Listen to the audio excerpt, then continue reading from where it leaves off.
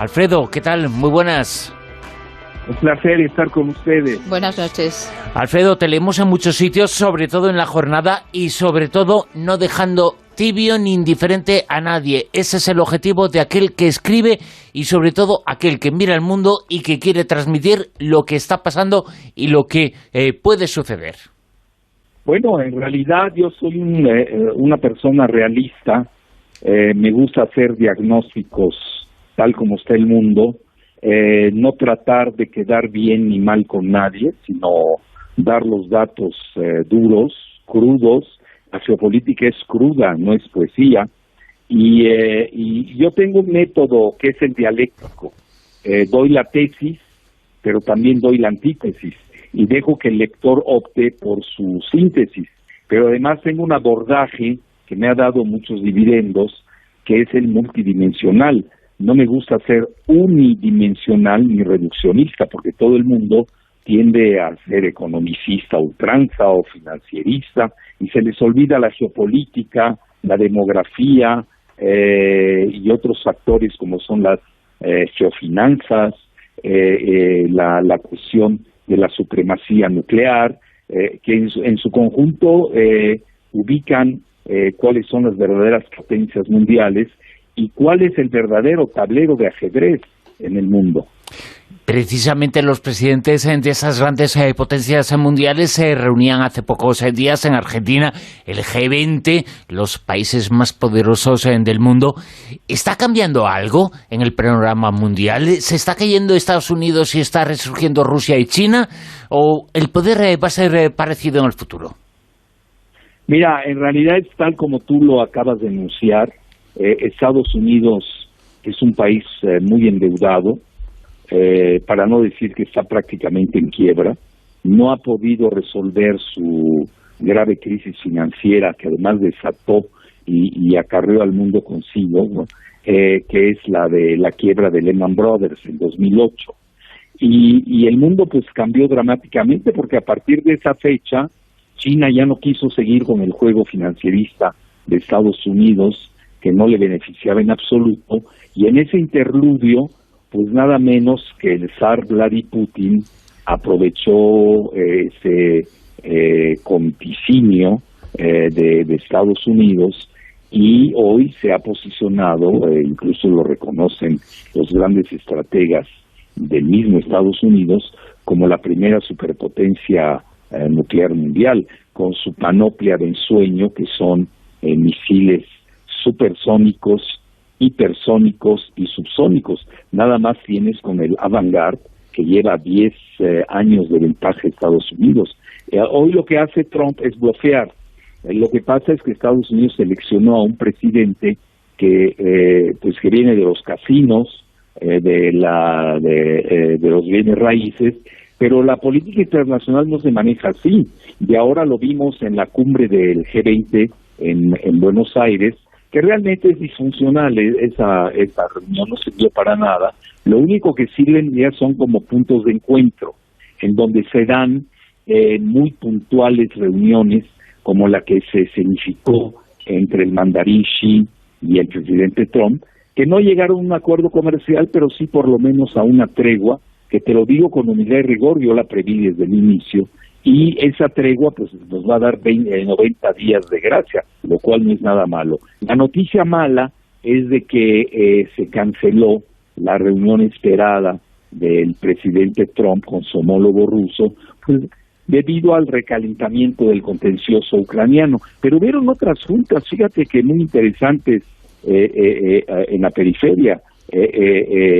Por ejemplo, se reunió el presidente Trump tanto con el primer japonés Shinzo Abe como con el primer ministro de la India, Narendra Modi. Pero también hubieron reuniones bilaterales del mandarín Xi con Narendra Modi y con el mismo Shinzo Abe, pero también las hubieron entre Putin y Shinzo Abe, que también están resolviendo su contencioso ahí en las Islas Kuriles. Fíjate, digo que estás tocando algunos elementos que son importantes. Por ejemplo, el tema ucraniano. Estamos pensando mucho en Ucrania, y una cosa es lo que se cree popularmente sobre lo que ha sucedido en Ucrania, y otra cosa es la realidad. Precisamente esa lucha entre Estados Unidos y Rusia se manifiesta en Ucrania más de lo que creemos, y detrás de lo ocurrido en Ucrania, la mano de Estados Unidos es más larga de lo que pensamos.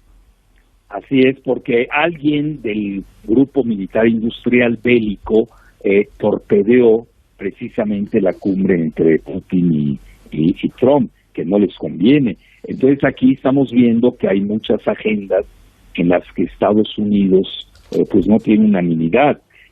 Mira, está el asunto de que le está haciendo ruido de su abogado principal, Michael Cohen, que precisamente pues ahí le han inventado una cierta colusión con Rusia, etcétera, y eso al final del día afecta a la relación bilateral, que no es sana, porque estás tratando de las dos principales superpotencias nucleares del planeta. ¿Crees, Alfredo, que aquí a Europa llega realmente toda la información que se está produciendo en Rusia? Te lo digo porque yo tengo amigos rusos y muchas veces cuando van allí dicen, es que aquí, por ejemplo en España, es que no llegan muchísimas de las cosas que se están haciendo allí. ¿Hasta qué punto Vladimir Putin está consiguiendo, con esa estrategia, tomar más poder o más posicionamiento en el orden mundial? Mira, si vemos desde la llegada de Putin en el año 2000, ya pasaron 18 años, cuando Rusia estaba prácticamente desahuciada, en agonía después de las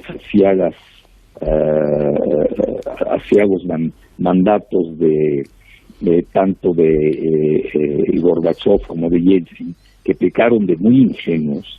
Entonces hoy vemos que la Rusia del año 2000, comparada a la Rusia del 2018, pues es otra.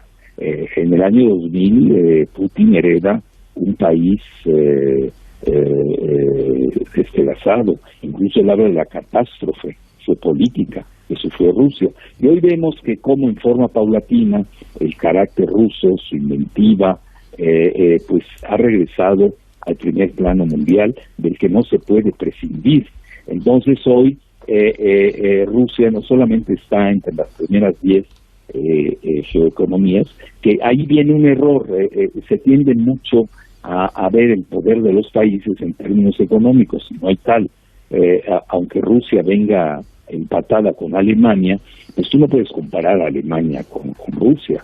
Desde el punto de vista militar, Rusia es una superpotencia hecha y derecha. Entonces hoy mira que estamos viendo que Rusia ha ido, ya avanzó su defensa en contra del yihadismo, que lo tenía en el Cáucaso, incluso en Asia Central, y ahora ya puso un primer dique de contención en Siria, lo cual ha sido un gran triunfo.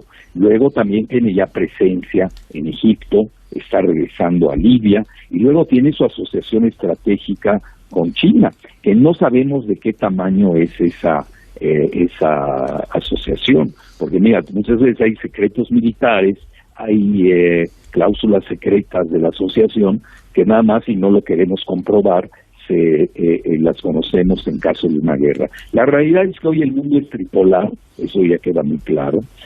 Cada país está teniendo su esfera de influencia. Estoy hablando específicamente de China, que Estados Unidos no le está pudiendo frenar.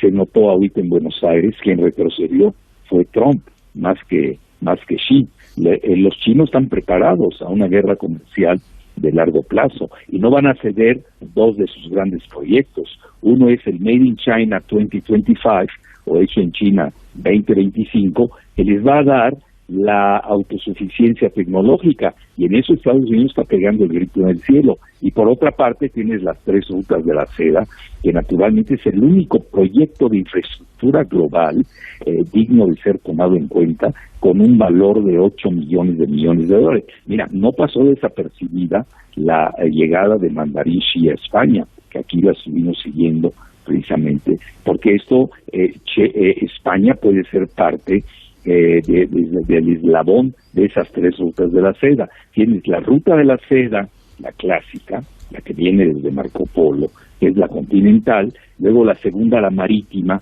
que conecta a China con el Océano Índico y toda África. Hoy la principal inversionista en África se llama China. Luego tienes en tercer lugar, de lo poco que se ha hablado,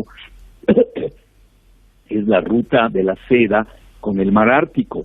Debido al deshielo por el cambio climático, sea cual fuere su etiología, hoy la logística de transporte de las mercancías chinas a través del mar Ártico pues va a ser la mitad del tiempo que le toma con sus otras rutas comerciales. Estamos hablando de un cambio dramático que se va a dar en los próximos 5 a 10 años. Si a esto le sumamos la gran competencia por la inteligencia artificial, donde realmente el mundo se va a dividir en eso. Mira, yo ya no soy un proclive a usar mucho los de izquierda y derecha, porque ya quedaron rebasadas esas categorías. Hoy estamos en esta fase, en una lucha de globalistas que están perdiendo contra los nacionalistas, que obviamente los nacionalistas pues son insultados, vilipendiados de populistas. Pero a ver, ¿cómo pueden haber populistas de izquierda y populistas de derecha? Quiere decir que esa taxonomía no sirve para nada. Hoy el mundo está así, son globalistas que van a la caída contra nacionalistas. Nos guste o no, tanto Vladimir Putin como el mandarín Xi, como Trump, son 3 grandes nacionalistas, cada quien a su manera. Bueno. Entonces, ¿qué viene? Viene la nueva lucha, la nueva dicotomía taxonómica que va a ser entre 2 inteligencias artificiales, la de China y la de Estados Unidos. Y por desgracia, el vapuleo que le han dado a la Unión Europea, que lo estamos viendo, pues nada más, en la frontera de ustedes está ardiendo París con los gilets jaunes, ¿no? Con los chalecos amarillos. Alemania no anda bien, se anda cayendo con Angela Merkel, con el ascenso de la extrema derecha alemana, etcétera. De facto estamos viendo una balcanización en Europa que no conviene, porque incluso esta bipolaridad de la agencia artificial requiere de la presencia de la Unión Europea. Tú has mencionado que estuviste siguiendo la visita a España del presidente de China. La estuviste siguiendo allí en México, donde nos estás escuchando, desde donde nos estás hablando. También recibimos imágenes de México, muchas imágenes y mucha información, pero ¿tú crees que toda esa información y todas esas imágenes no son más que ruido y se quieren transmitir una serie de ideas que son diferentes a las reales, que el mundo no tiene una imagen real de lo que está sucediendo en aquel país que durante décadas, durante muchas décadas, ha estado sometido al poder de los oligopolios y del dinero de forma terrible? Bueno, mira, lo de México es un cambio de coreografía, pero no podemos cambiar la escenografía. La coreografía es lo que queda de los 2 discursos, uno en el Congreso y otro en la tarde en el Zócalo del presidente Andrés Manuel López Obrador.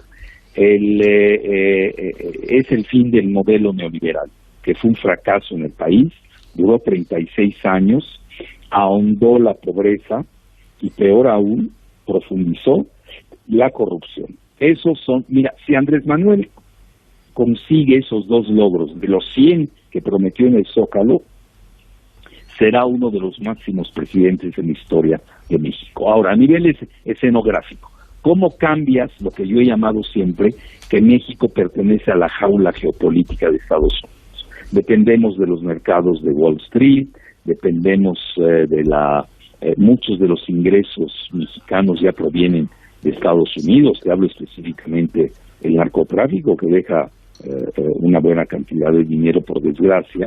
Luego tienes la cuestión automotriz, desde Maquila, que también dependemos de Estados Unidos, y ahora las remesas, que son 30,000 millones de dólares, que provienen de mexicanos que trabajan en Estados Unidos. Imagínate, los 3 principales rubros del país somos dependientes de Estados Unidos. ¿Cómo te puedes salir de esa jaula geopolítica? Que además tenemos más de 3,000 kilómetros de frontera con Estados Unidos, y tenemos 55 millones de mexicanos que viven en Estados Unidos, sumados a los 124 millones que tenemos en México, lo cual hace casi 200 millones de mexicanos que nos propulsa como la máxima etnia demográfica de Norteamérica. Ya los mexicanos somos mucho más que los WASP, los famosos White Anglo-Saxon Protestant. Y aquí tenemos también una revolución demográfica que no se atreve a decir su nombre. Y ese es principalmente uno de los motivos del trumpismo y su famoso muro.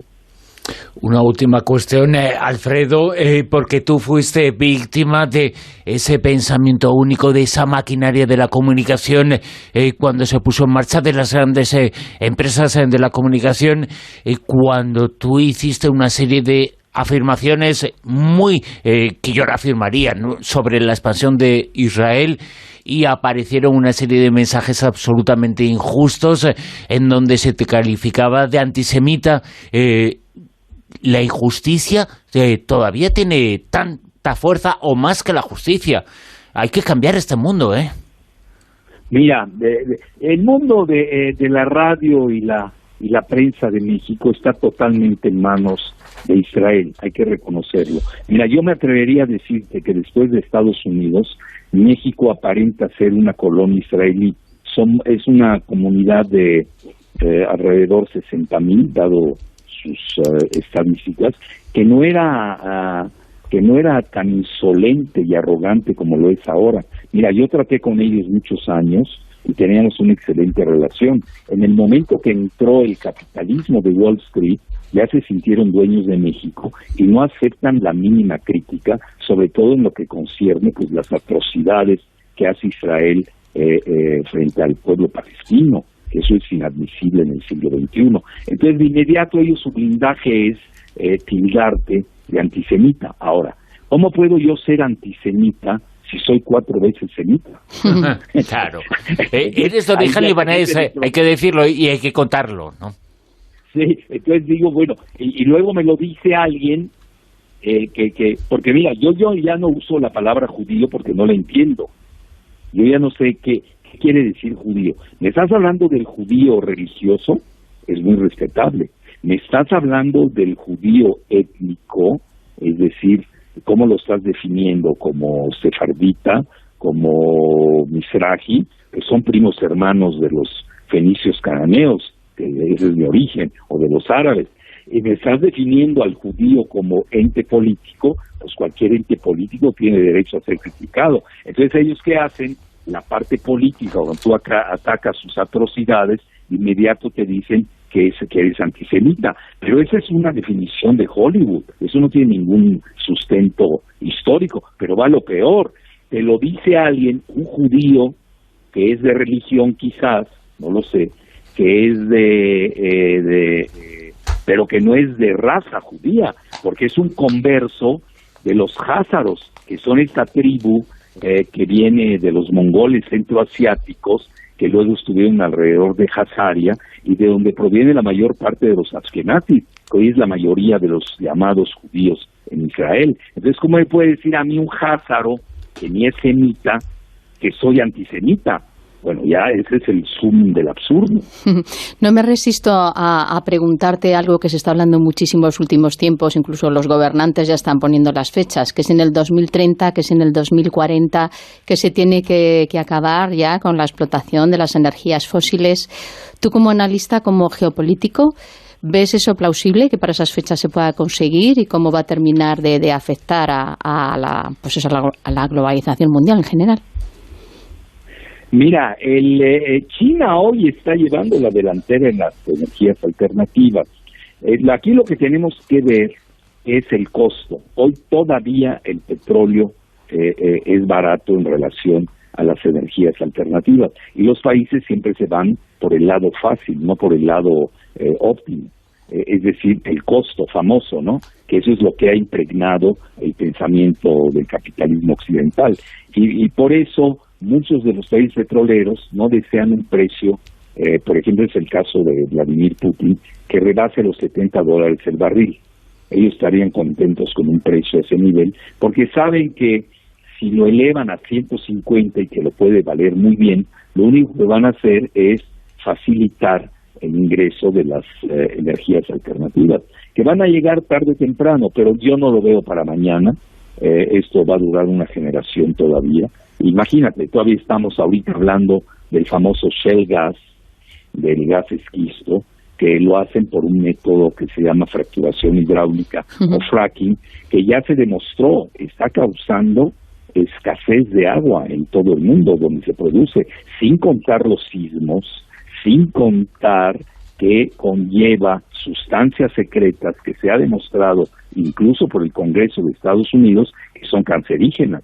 Entonces es una devastación, es decir, los supuestos beneficios que provee para la autosuficiencia energética de Estados Unidos el gas o petróleo esquisto son mucho menores que los daños que está causando. Y tú sabes que tenemos un principio bioético de todos los tiempos, es primum nihil nocere. Lo primero es no dañar.